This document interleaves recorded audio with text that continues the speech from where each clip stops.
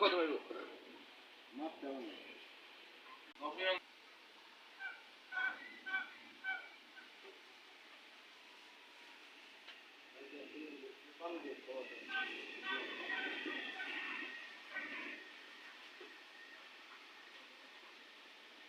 ওরকম মাল আসছে লাগবে ৬০,০০০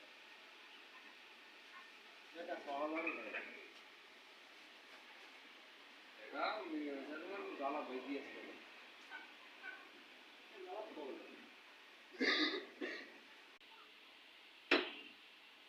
স্লো মোশন দিয়ে ভিডিও করছে তো